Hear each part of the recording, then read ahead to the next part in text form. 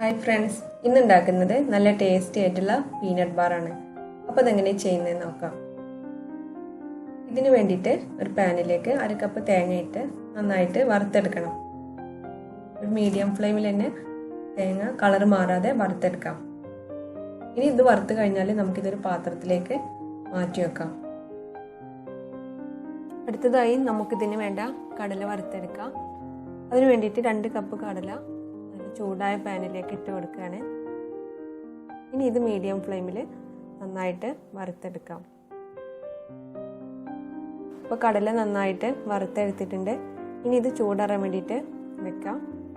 ചൂടാറി കഴിഞ്ഞാൽ ഇതിൻ്റെ തൊലിയെല്ലാം ഒന്ന് കളയണം. ഇപ്പോൾ കടല ഇതുപോലെ തൊലിയെല്ലാം കളഞ്ഞെടുത്തിട്ടുണ്ട്. ഇനി ഇതൊരു മിക്സിയുടെ ജാറിലേക്ക് ഇട്ടിട്ട് പൊടിച്ചെടുക്കണം.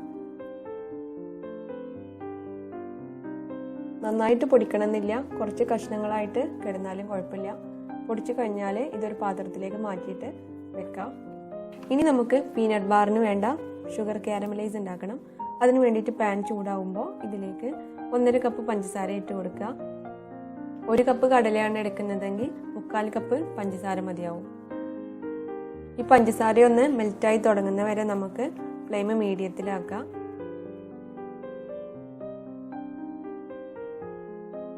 പഞ്ചസാര ഇതുപോലെ മെൽറ്റായി തുടങ്ങിയാൽ നമുക്ക് ലോ ഫ്ലെയിമിലാക്കാം. ചൂട് കൂടിപ്പോയാൽ ഇത് പെട്ടെന്ന് ഡാർക്ക് കളറായിട്ട് കയ്പായി പോകും. അതുകൊണ്ടാണ്. ഇതുപോലെ ആയി കഴിഞ്ഞാൽ നമുക്കിതിലേക്ക് 1 ടേബിൾ സ്പൂൺ ബട്ടർ അല്ലെങ്കിൽ നെയ്യ് ചേർത്ത് കൊടുക്കാം. പിന്നെ ഒരു നുള്ള് ഉപ്പ് ചേർത്ത് കൊടുക്കുക. എന്നിട്ട് നന്നായിട്ട് മിക്സ് ചെയ്യണം.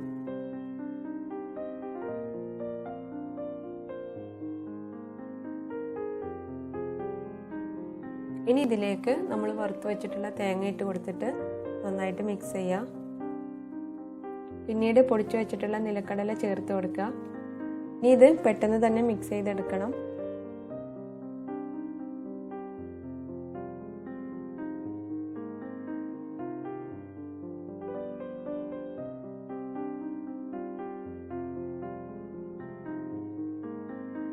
ഇതുപോലെ നന്നായിട്ട് മിക്സ് ചെയ്തെടുത്തിട്ടുണ്ട്.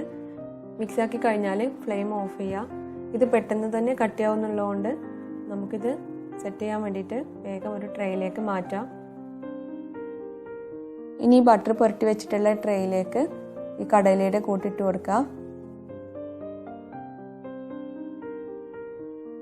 നല്ല കനം കുറഞ്ഞ പീനട്ട് ബാറാണ് വേണ്ടതെങ്കിൽ കുറച്ചുകൂടി വലിയ ട്രേ എടുക്കുക. എല്ലാം ഇതിലേക്ക് ഇട്ട് കഴിഞ്ഞാൽ ഒരു റോളർ ഉപയോഗിച്ചിട്ടോ അല്ലെങ്കിൽ സ്പൂൺ ഉപയോഗിച്ചിട്ടോ ഇത് ലെവൽ ചെയ്തെടുക്കണം.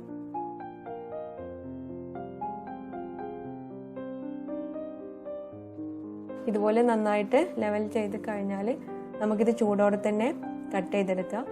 കട്ട് ചെയ്യുമ്പോൾ കത്തിയിൽ ഒട്ടിപ്പിടിക്കാതിരിക്കാൻ വേണ്ടിയിട്ട് കത്തിയിൽ കുറച്ച് ഓയിൽ പുരട്ടാം.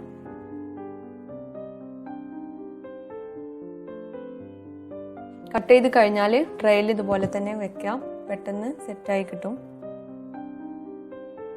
ഇപ്പം നമ്മുടെ പീനട്ട് ബാർ നന്നായിട്ട് തണുത്തിട്ട് സെറ്റ് ആയിട്ടുണ്ട്. ഇനി ഇത് നമുക്കൊരു പ്ലേറ്റിലേക്ക് മാറ്റിയിട്ട് സെപ്പറേറ്റ് ചെയ്തെടുക്കാം.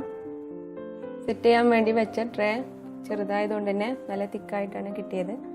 അപ്പോൾ നല്ല കനം കുറഞ്ഞ് കിട്ടണമെന്നുണ്ടെങ്കിൽ വലിയ ട്രേയിൽ തന്നെ സെറ്റ് ചെയ്യാൻ വേണ്ടി വെക്കാം. പിന്നെ കട്ട് ചെയ്യുമ്പോൾ കുട്ടികൾക്കൊക്കെ കൊടുക്കാൻ എളുപ്പത്തിന് ചെറുതായിട്ട് കട്ട് ചെയ്യുന്നതായിരിക്കും നല്ലത്. അപ്പോൾ ഈ വീഡിയോ ഇഷ്ടമാവുകയാണെങ്കിൽ ലൈക്ക് ചെയ്യാൻ മറക്കരുത് കേട്ടോ. ഈ ചാനൽ ഇതുവരെ സബ്സ്ക്രൈബ് ചെയ്തിട്ടില്ലെങ്കിൽ ഒന്ന് സബ്സ്ക്രൈബ് ചെയ്യണേ.